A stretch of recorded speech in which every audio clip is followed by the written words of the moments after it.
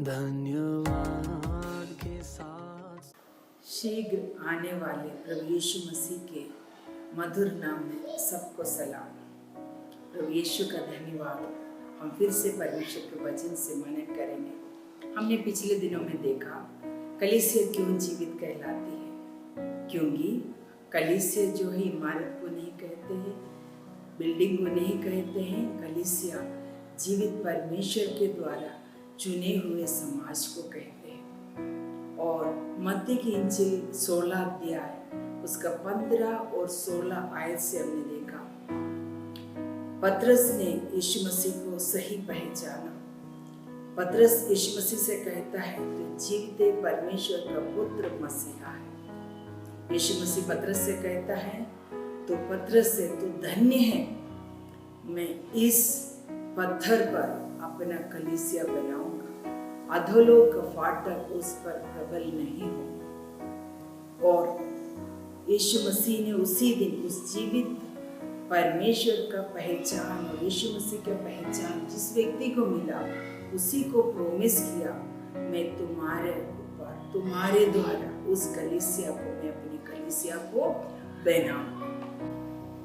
यीशु मसीह के स्वर्गारोहण से पहले यीशु ने अपने चेलों से कहा, लोग उसकी 24 की 49 में पाए जाते हैं। लूका के इंजिल उसके 24 अध्याय 49 में लिखा है, तुम यरूशलेम को मत छोड़ना जब तक तुम सामर्थ्य नहीं पाओगे, यरूशलेम में ठहरे रहना, मैं पवित्र आत्मा को तुम्हारे ऊपर उतारूंगा। जब पेंतिकोस्त के दिन आया, प्रेरितों के काम 2 अध्याय उसका 1 वचन से हम पाते हैं, जब पेंतिकोस्त के दिन आया और यीशु मसीह के जी उठने के बाद 50वां दिन में पवित्र आत्मा परमेश्वर ने इस धरती पर भेजा।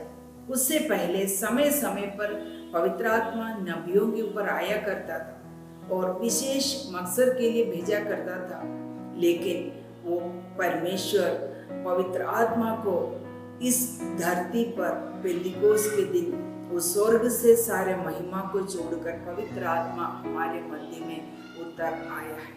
आज वो संसार में है। आज संसार में 2 शक्तियां पाए जाते हैं, 2 आत्माएं पाए जाते हैं, एक परमेश्वर की ताकत, परमेश्वर की शक्ति और एक शैतान की शक्ति, और एक पवित्र आत्मा, दूसरा दुष्ट आत्मा। लोग बड़े परेशान हैं। हम इसको कैसे पहचानेंगे, कैसे पहचानेंगे? दुष्ट आत्मा से आधी दुनिया आज परेशान है। यदि आपके जीवन में डर है, भय है, बेचैनी है, परेशान है आप, और आपके जीवन में आपको डर लगता है, बहुत से लोग ये कहने हमें बहुत डर लगता है, गंदे गंदे सपने उनको आते हैं, ये सब काम दुष्ट आत्मा का काम है। वो दुष्ट आत्मा का काम है किसी का गला घोटना, नाश करना, हत्या करना, ये सब दुष्ट आत्मा का काम है। लेकिन पवित्र आत्मा का काम क्या है? पवित्र आत्मा क्या है? हम इधर देखते हैं। जब पेंतिकोस्त के दिन में पवित्र आत्मा उतर आया, बाइबल इस प्रकार कहती है, एक बहुत आंधी की सी सनसनाहट हुई।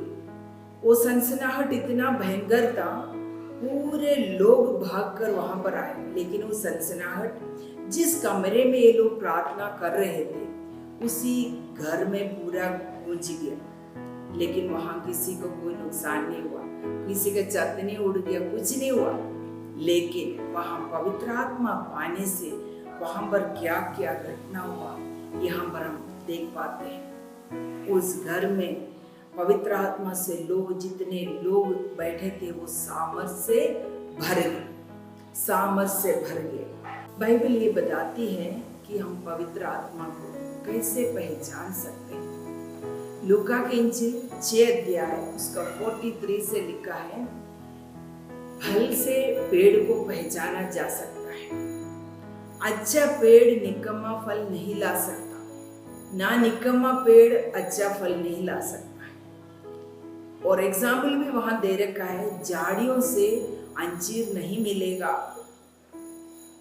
अंजीर तो अंजीर के पेड़ से ही मिलेगा। इसी प्रकार दुष्ट आत्मा को भी, पवित्र आत्मा को भी आप पहचान सकते उसके फल से। बाइबल में साफ लिखा है आत्मा की फल क्या है। गलातियों की किताब उसकी 5 अध्याय, गैलेशियंस चैप्टर 5 22 वर्स में इस प्रकार लिखा है, 5 का 22 में इस प्रकार लिखा है, पर आत्मा का फल प्रेम, आनंद, शांति, धीरज, कृपा, भलाई, विश्वास, नम्रता और संयम है।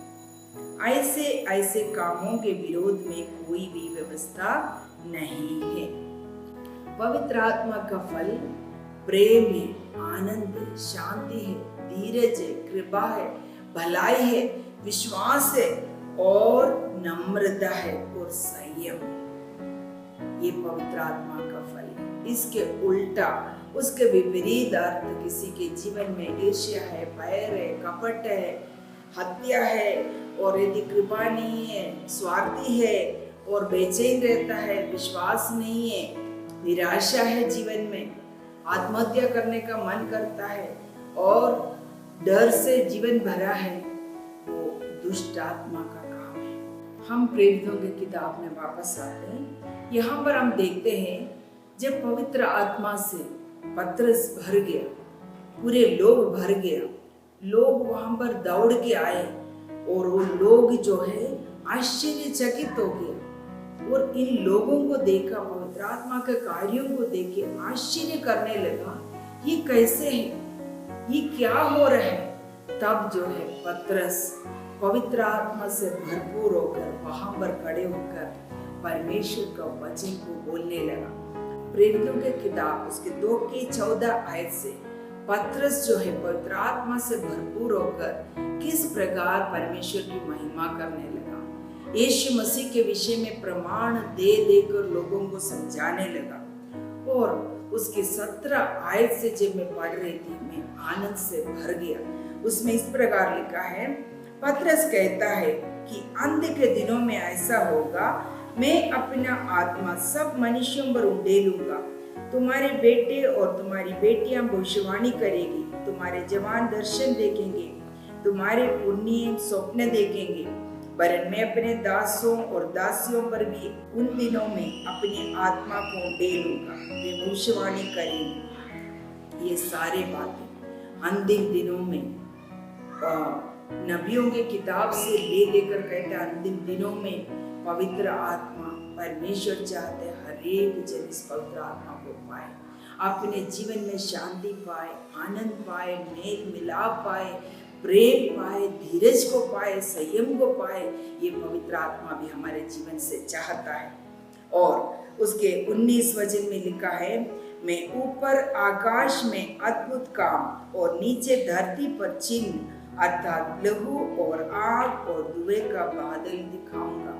जब इस वचन को मैं पढ़ रही थी, अद्भुत आश्चर्यचकित हो गई, क्योंकि जिस बातों को हम आज अपनी आंखों से देख रहे हैं, उन बातों को पवित्र आत्मा में होकर पतरस जो है 2020 वर्ष पहले देख लिया। वो कहता है आकाश में अद्भुत चिन्ह होंगे, अंतिम दिनों में ऐसा होगा। अंतिम दिनों के विषय में 2020 वर्ष पहले पतरस पवित्र आत्मा में होकर हमें समझाता है। और आकाश में भी अद्भुत चिन्ह होगा। और धरती का चिन्ह बताया, लहू, आग और धुएं का बादल। लहू, आज हम देख रहे हर जगह हत्या, निर्दोष लोगों का हत्या की जा रही, मॉब लिंचिंग हो रहे, क्या क्या नहीं हो रहे संसार में। और आग, पिछले दिनों में हमने देखा इवन अमेज़न का जंगल में कैसे आग लगी। हर एक जगह एक दिन भी न्यूज़ में आपको ऐसा नहीं मिलेगा जहाँ कहीं आग नहीं। कोई गाड़ी में आग लग रहे तो जंगल में आग लग रहे तो मकान में आग लग रहे, फैक्ट्री में आग लग रहे। ये उस दिन पतरस पवित्र आत्मा में होकर कहता है अंतिम दिनों में ऐसा होगा इस धरती पर। और लिखा है धुएं का बादल। धुएं के बादल, वो मैं सोच उस जमाने में जिस समय पतरस ये बातों को कहता है, उस जमाने में युद्ध जो है तलवार से, तीर से, भाले से हुआ करता था, ना तो बंदूक, ना मिसाइल, ना बम का जमाना नहीं था। उस समय पतरस कहता है, अंतिम दिनों में धरती पर धुएं का बादल उठेगा। आज हम देखते हैं कहीं भी एक मिसाइल डालते हैं या बम डालते हैं, पूरा बादल धरती से आसमान तक बादल, धुएं का बादल ही हमें दिखाई देता है। इसके 2 अध्याय के 20 वचन में इस प्रकार लिखा है, प्रभु के महान और तेजस्वी दिन आने से पहले सूरज अंधेरा हो जाएगा, चांद लहू सा हो जाएगा। प्रभु के तेजस्वी दिन, वो दिन क्या है? बाइबल बताती है प्रभु यीशु मसीह दोबारा बादलों पर आएगा। जिस प्रकार प्रभु यीशु मसीह इस धरती में रह के हमारे लिए अपना प्राण दिया और उसके बाद तीसरे दिन मृतकों में से जी उठने के बाद 40 दिन तक इस दुनिया में जगह जगह पर दिखाई दिया, चेलों के साथ रहा। उसके बाद प्रभु यीशु मसीह स्वर्ग में चले गया और पवित्र आत्मा को भेजा। उसके बाद प्रभु यीशु मसीह कहता है, जिस तरीके से प्रभु यीशु मसीह स्वर्ग की ओर गया है, उसी प्रकार वो फिर से आएगा, फिर से आने वाला है। और यीशु मसीह बादलों पर आएगा, दुनिया के हर एक आंख उसे देखेंगे और एक बहुत बड़ी घटना होने वाली है। पूरा दुनिया से करोड़ों लोग एक ही पल में लापता हुए। लोग भयभीत होंगे, क्या हुआ? उस दिन ऐसा भयानक दिन होगा, लेकिन प्रभु के लोगों को उस दिन की सामना ना करना पड़ेगा, क्योंकि प्रभु के लोग उस दिन प्रभु के साथ उठा लिए जाएंगे। हालेलुया। पवित्र आत्मा भी उठा लिए जाएंगे। ये समय है पवित्र आत्मा का समय, ये परमेश्वर का अनुग्रह का समय है। उसके 37 में लिखा है, तब सुनने वालों के हृदय चिढ़ गए, वे पतरस और शेष प्रेरितों से पूछने लगा, हे भाइयों, हम क्या करें? पतरस ने उनसे कहा, मन फिराओ। उस समय इतने लोगों का भीड़ वहां इकट्ठे हो गए थे। वो प्रेरितों से, पतरस से पूछने लगा, हम उद्धार पाने के लिए क्या करें? उस समय पहला कलीसिया शुरू हुआ और पतरस के परमेश्वर का वचन को सुन के 3000 लोग उस दिन परमेश्वर पर विश्वास किया, मन फिराए, पापों से मन फिराए, पापों से पश्चाताप किया, यीशु मसीह पर विश्वास किया। कलीसिया पतरस के द्वारा उसी दिन परमेश्वर ने, जैसे यीशु मसीह ने पतरस से प्रॉमिस किया था, मैं अपना कलीसिया तुम्हारे ऊपर बनाऊंगा, अधोलोक का फाटक उस पर प्रबल ना होगा। उसी दिन पवित्र आत्मा से परिपूर्ण होकर पतरस ने परमेश्वर का वचन को बोला। 3000 लोग यीशु मसीह पर विश्वास किए। कलीसिया का शुरुआत हो गया 3000 से। लोग मार के किसी को कलीसिया में लेके नहीं आता, लोग अपने आप भाग कर आए। उस दिन भी ऐसे हुआ, आज भी ऐसे हो रहे। ये काम होता रहेगा, क्योंकि ये काम मनुष्य की ओर से नहीं है, ये काम जीवित परमेश्वर की ओर से है। इसलिए कलीसिया बढ़ता रहता है और ये बढ़ेगा।